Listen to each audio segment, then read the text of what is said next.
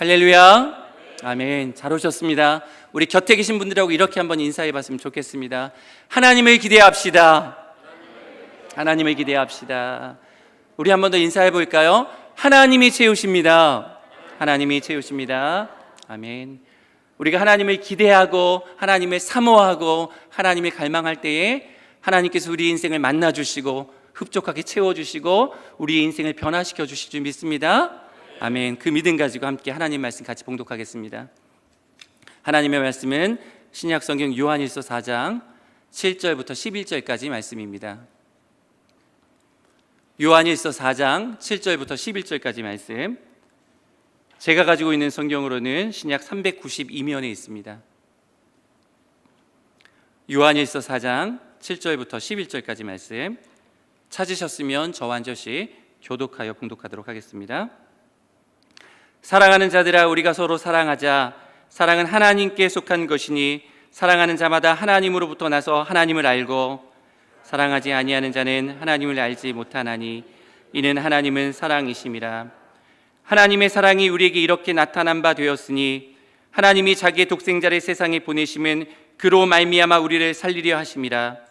사랑은 여기 있으니 우리가 하나님을 사랑한 것이 아니요 하나님이 우리를 사랑하사 우리 죄를 속하기 위하여 화목제물로 그 아들을 보내셨습니다.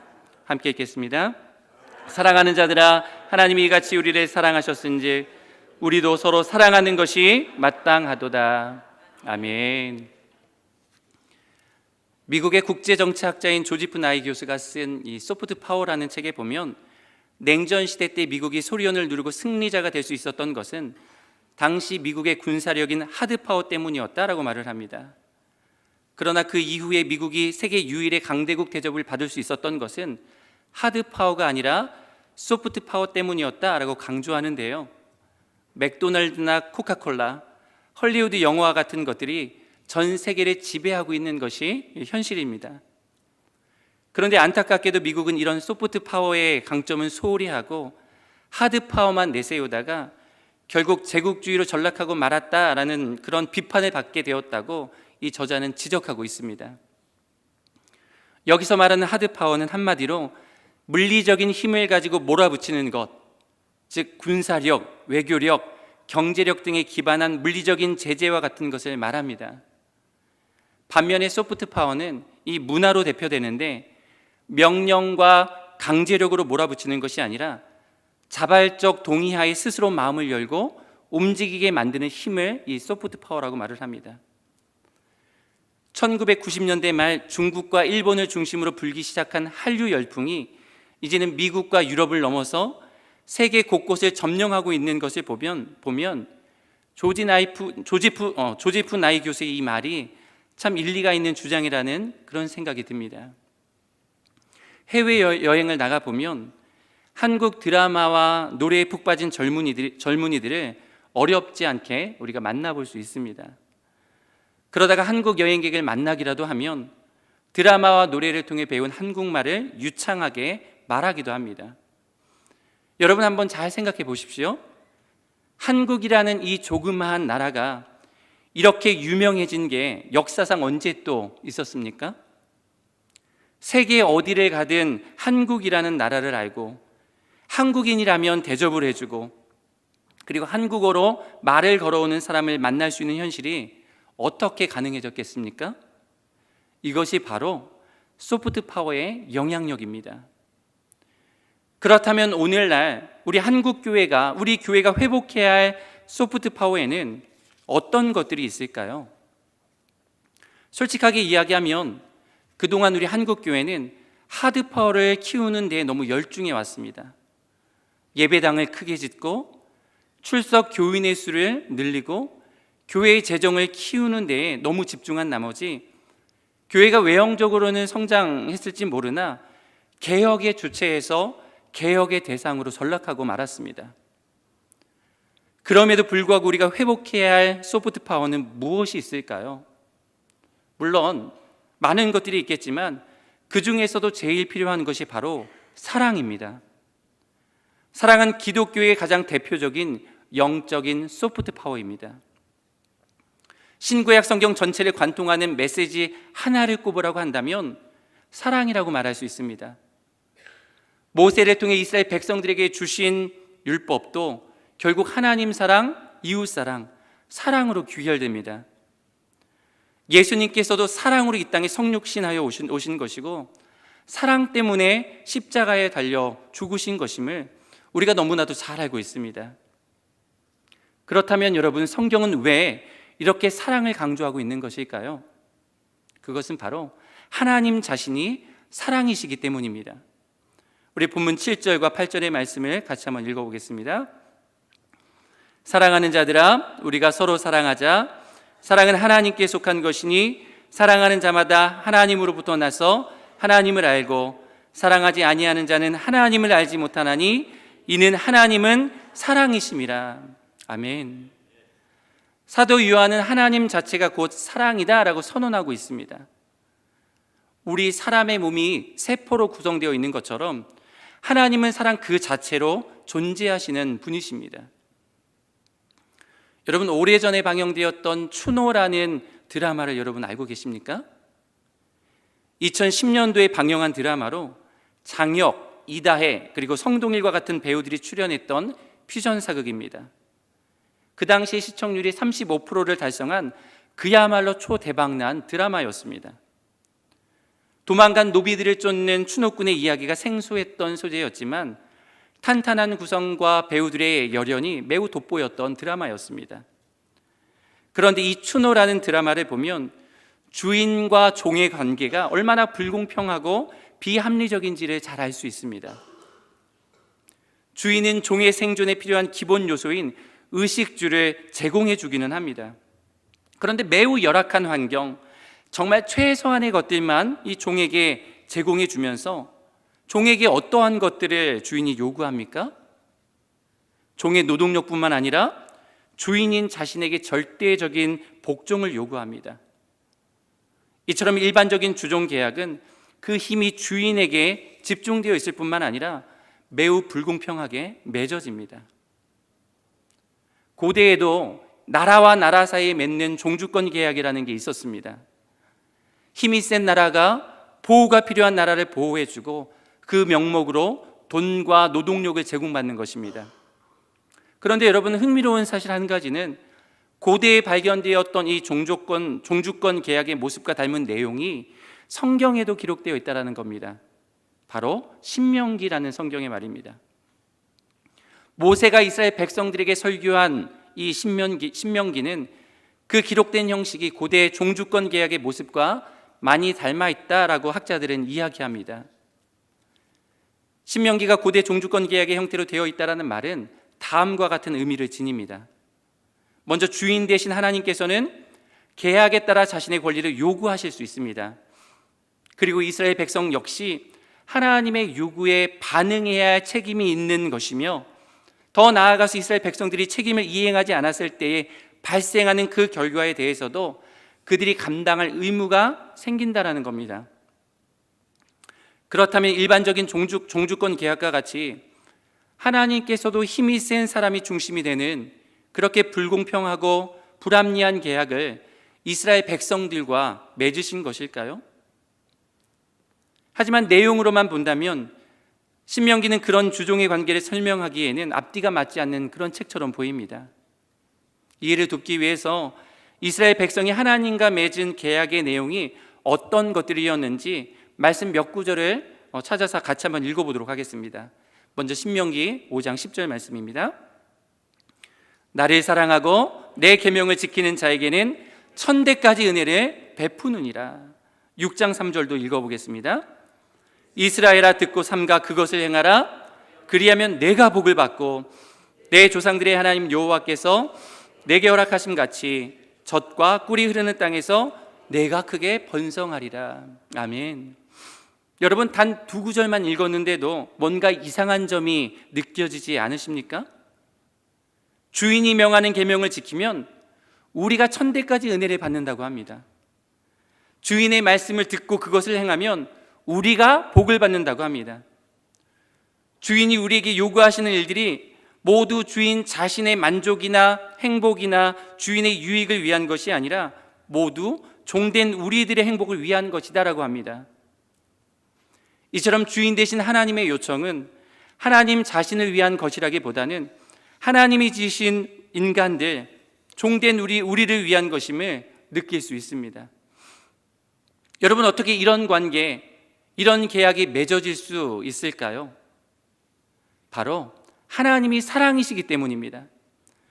하나님이 우리를 사랑하시기 때문에 하나님께 불리한 계약을 직접 맺으시고 그 불리한 계약을 직접 이행하신 것입니다.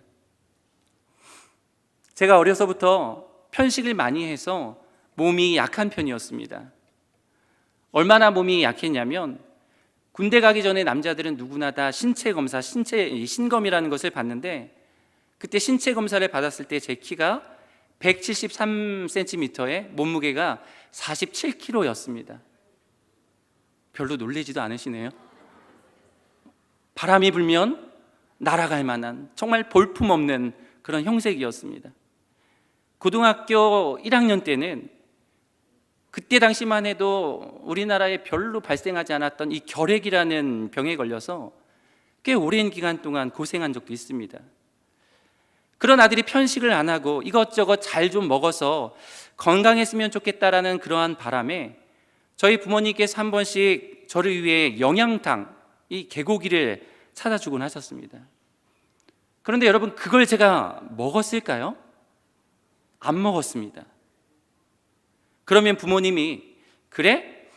이렇게 몸에 좋은 걸 안 먹는다고? 그래, 그럼 아빠 엄마가 다 먹을게. 그래 봐야 네가 손해지. 이렇게 말씀하셨을까요? 아니요. 오히려 제게 간청을 하십니다. 종남아, 이거 몸에 좋은 거야. 이거 먹으면 용돈 줄게. 용돈 5만 원 줄게. 여러분, 영양탕을 먹으면 몸이 건강해져서 좋은 건 저인데 아이러니하게도 먹어야 하는 저보다 먹이고자 하는 부모님이 더 간절하셨습니다. 이제 제가 결혼해서 저랑 똑같은 자녀를 낳아보니까 부모님의 그 심정을 뼈저리게 느끼고 있습니다. 아이들이 밥을 잘 안 먹고 몸에 좋은 반찬들을 안 먹으면서 편식하면 제가 아이들을 달랩니다. 때는 윽박도 지르기도 하지만 달랩니다. 시온아 샤론아, 이거 먹으면 아빠가 오늘 저녁에 재미있는 영화 보여줄게. 반찬 편식 안 하고 골고루 먹으면 너희들 좋아하는 프로야구 하이라이트 영상 보여줄게. 여러분, 왜 이렇게까지 해야 하는 것일까요? 사랑하니까요. 부모가 자녀를 사랑하는 마음이 있으니까요. 자녀가 건강한 모습으로 행복한 인생을 살아가길 원하니까 부모가 그렇게까지 하게 되는 것입니다. 여러분, 마찬가지입니다.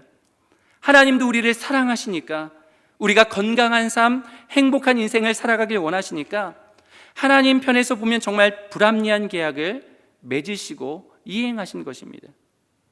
그런데 여러분, 우리를 향한 하나님의 사랑의 절정은 따로 있습니다. 어디예요? 바로 하나님의 독생성자 예수 그리스도의 피 묻은 십자가입니다. 우리 본문 9절과 10절 말씀인데요, 같이 한번 읽어보겠습니다. 시작.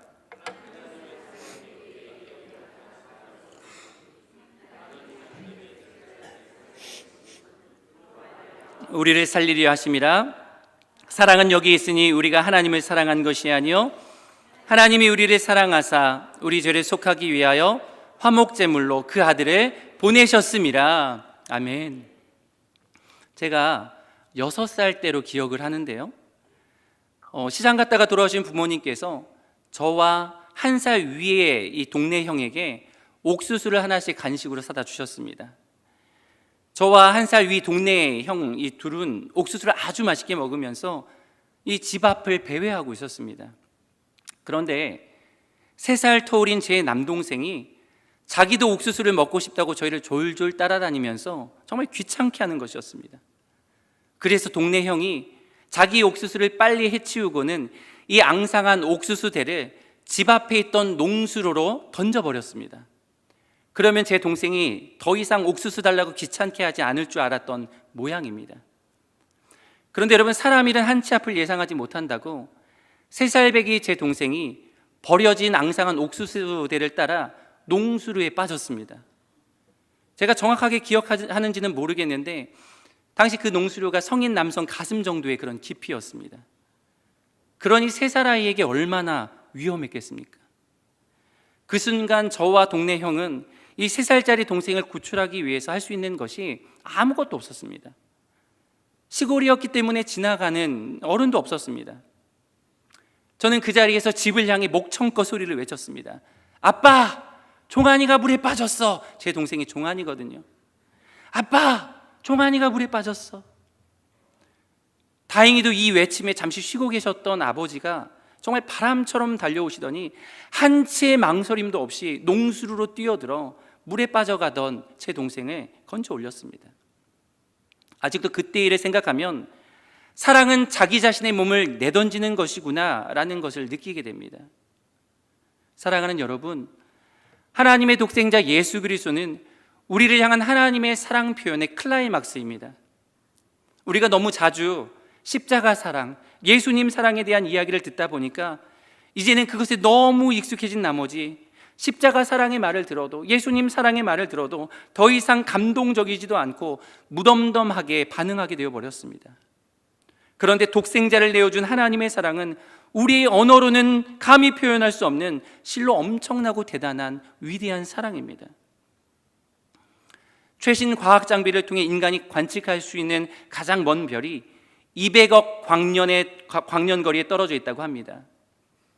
여러분, 200억 광년은 1초에 30만 킬로미터에 이르는 빛이 200억 년 동안 쉬지 않고 달려야 겨우 다다를 수 있는 그런 거리입니다. 한마디로 우리가 상상할 수도 없이 멀리 떨어져 있다라는 겁니다. 그런데 여러분, 이것은 하나님이 창조하신 온 우주의 극히 일부에 불과할 뿐입니다. 우주는 우리가 가늠할 수 없는 아주 크고 광활한 곳입니다. 그런데 그런 우주를 말씀으로만 창조하신 하나님은 얼마나 크고 위대하고 광대하시겠습니까? 그런 하나님께서 온 우주에 비하면 정말 작디 작은 먼지 한 방울에 비할 바 안 되는 우리를 위해 독생자를 내어주셨다니, 여러분, 이게 말이나 되는 일이겠습니까? 지금 이 공기 중에, 이 예배당 공기 중에 수없이 흩날리는 먼지 하나를 소중하게 여기고 일일이 살펴보고 계시는 분들 지금 이 자리에 계십니까? 어떻게 해서든지 그 먼지 하나가 땅에 떨어져서 사라지지 않게 하려고 여러분의 몸을 내어 던져서 목숨을 희생하시는 분이 이 자리에 계십니까? 여러분, 만약 우리가 그러고 있다면 기가 막히는 일입니다. 그런데 그렇게 기가 막힌 일보다 더 기가 막힌 일을 하나님께서 우리를 위해 이루셨습니다. 정말 우리라는 존재가 온 우주의 크기에 비하면 먼지 한 방울 정도도 되지 않는데 우주보다 더 크고 위대하신 하나님께서 나 한 사람을 잊지 않고 기억하실 뿐만 아니라 나를 위해 십자가에 달려 피 흘리시고 죽으셨다라는 사실입니다. 여러분, 이 사실을 믿으십니까? 하나님의 이 사랑이 여러분에게 임했음을 여러분 믿으십니까? 여러분, 이 사실을 믿는다면 우리가 이 사랑에 어떻게 반응하며 살아야 할까요? 11절 말씀입니다. 같이 읽어보겠습니다. 사랑하는 자들아, 하나님이 이같이 우리를 사랑하셨은즉 우리도 서로 사랑하는 것이 마땅하도다. 서로 사랑하는 삶, 곧 사랑의 열매를 맺는 삶을 살아야 합니다. 사도 요한은 그것이 마땅하다고 우리에게 권면해주고 있습니다. 그렇게 사랑하는 자들이 하나님으로부터 나서 하나님을 안다라고 말하기도 했습니다. 그런데 사실 지금 우리를 향해 서로 사랑하라고 권면하고 있는 사도 요한은 처음부터 사랑의 사람은 아니었습니다. 그는 원래 편협하기에 이를 데가 없던 사람이었습니다. 누가복음 9장 49절입니다. 요한이 여짜오되 주여, 어떤 사람이 주의 이름으로 귀신을 내쫓는 것을 우리가 보고 우리와 함께 따르지 아니함으로 금하였나이다. 게다가 그는 생명의 귀중함을 잘 알지 못했습니다. 그 안에 영혼에 대한 사랑이 부족했기 때문입니다. 누가복음 9장 54절을 보십시오. 제자 야고보와 요한이 이를 보고 이르되 주여, 우리가 불을 명하여 하늘로부터 내려 저들을 멸하라 하기를 원하시나이까. 심지어 그는 예수님 가까이에 있는 야심가였습니다. 예수님을 통해 높은 지위를 차지해버리려는 야망이 깊던 사람이었습니다. 마가복음 10장 37절을 보십시오. 여짜오되 주의 영광 중에서 우리를 하나는 주의 우편에 하나는 좌편에 앉게 하여 주옵소서. 그런데 여러분, 그렇게 편협하고 영혼 사랑의 마음이 부족하고 야심가였던 그런 요한이 사랑의 사도가 되었습니다. 어떻게 이것이 가능했습니까? 주님의 사랑을 경험한 것입니다. 몸소 그 사랑을 체험한 것입니다. 십자가 가까이에서 온 인류를 위해 돌아가신 예수님을 보게 되었습니다. 그것이 자기 자신을 향한 주님의 사랑임을 체험했고 경험했던 겁니다. 예수님의 희생적 사랑이 무엇인지를 머리로가 아니라, 지식으로가 아니라, 그 어떤 이론으로가 아니라 몸소 체험했던 겁니다. 십자가 고난 앞에서 자신을 버리고 도망간 제자들의 친히 찾아와서 내가 나를 사랑하느냐 말씀하신 예수님을 통해서 참 사랑이 무엇인지 깨닫게 되었습니다. 요한의 아들 시몬아, 내가 이 사람들보다 나를 더 사랑하느냐라고 주님께서 물으실 때 요한은 주님의 사랑에 마음이 녹아지고 말았습니다. 그 이후 요한은 사랑을 실천하고 사랑을 외치는 사랑의 사도로 변화되었습니다. 사랑하는 여러분, 예수님의 피 묻은 십자가의 그 사랑이 우리에게도 임했습니다. 하나님의 사랑은 우리의 성품과 인격을 변화시킵니다. 그래서 우리를 사랑의 사람으로 만드시고 사랑의 열매를 맺어가게 하십니다. 사랑의 열매를 맺으며 살기를 원하십니까? 그러면 먼저 하나님의 사랑을 경험하시길 바랍니다. 하늘을 두루마리 삼고 바다를 먹물 삼아도 다 기록할 수 없는 그 위대한 주님의 사랑을 깊이 체험함으로 나의 모든 성품과 인성이 변화되어 사랑의 열매를 맺어가는 삶을 살아가는 귀한 성도님들 다 되시게 주님의 이름으로 축복합니다. 제가 말씀을 준비하면서 이 설교에 어떤 제목을 붙이면 좋을까 고민하며 사랑에 관한 명언을 인터넷에서 찾던 중에 이런 문구를 발견했습니다. 덜 논리적이면서 더 사랑하라. 한번 같이 따라해 볼까요? 덜 논리적이면서 더 사랑하라. 알아보니까 이 문구는 한 교회를 담임하시는 목사님의 좌우명과 같은 그런 글이었습니다. 논리로 다른 사람들을 비판하고 정죄하기 쉬운데 그렇지 않고 오히려 더 사랑하는 삶을 살았으면 하는 마음에 이 글을, 문구를 새기고 있다라는 그런 인터뷰 글을 보았습니다. 이 문구를 설교 준비하며 되새김질 해봤습니다.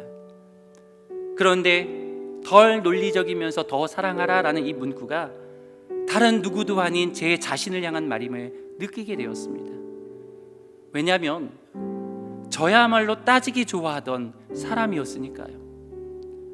그렇게 논리적이지도 않으면서 이런 논리 저런 논리를 펼치며 다른 사람들을 비판하고 정죄하고 훈계하고 다른 사람의 생각이나 태도를 바꾸려고 하고 마음에 상처를 주고 아픔을 주면서도 그럴만 했어, 그렇게 혼낼만 했어, 그렇게 훈계해야만 했어 라며 자기 합리화하기에 바빴던 제 자신의 모습이 느껴졌습니다.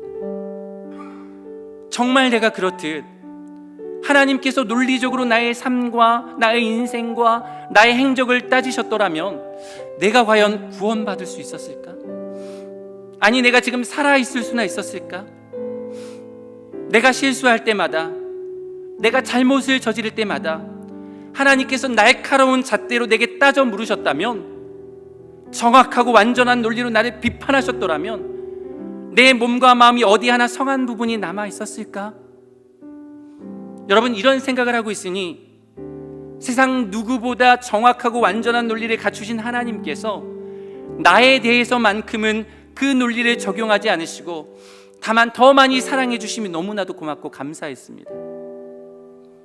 여러분, 우리가 살아가고 있는 이 세상에서는 논리적으로 묻고 따져서 이기라고 강요합니다. 그렇게 가르칩니다. 그러나 우리 주님께서는 우리의 허다한 허물을 아무 말씀 없이 덮어주셨습니다.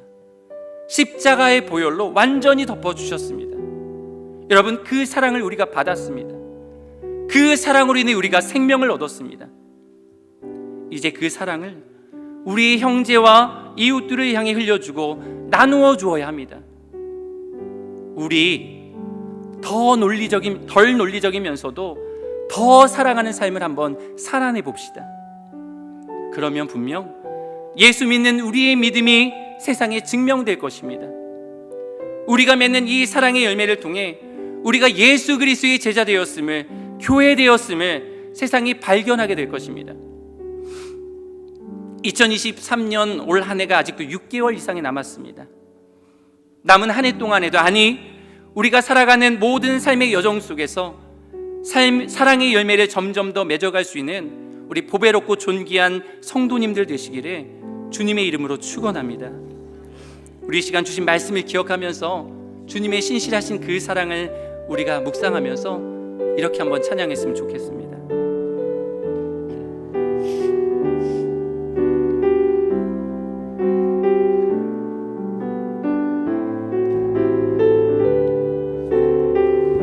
다 표현 못해도, 다 표현 못해도 나 표현하리라. 다 고백 못해도 나 고백하리라. 다 할 수 없어도 나 알아가리라. 다 담지 못해도 나 닮아가리라. 다 표현 못해도 나 표현하리라. 나 표현하리라. 다 고백 못해도 나 고백하리라. 나 고백하리라. 다 할 수 없어도 나 알아가리라. 다 담지 못해도 나 닮아가리라. 그 사랑 얼마나 아름다운지, 그 사랑 얼마나 날 부욕해 하는지, 그 사랑 얼마나 크고 놀라운지를, 그 사랑 얼마나 나를 감격하게 하는지. 다 표현 못해도 나 표현하리라. 다 고백 못해도 나 고백하리라. 다 할 수 없어도 나 알아가리라. 다 담지 못해도 나 닮아가리라. 다 표현 못해도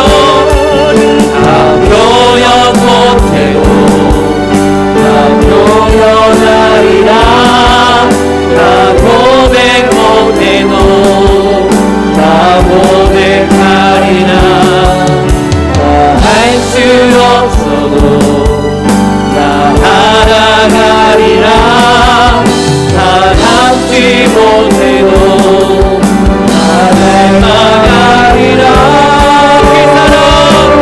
그 사랑 얼마나 아름다운지, 그 사랑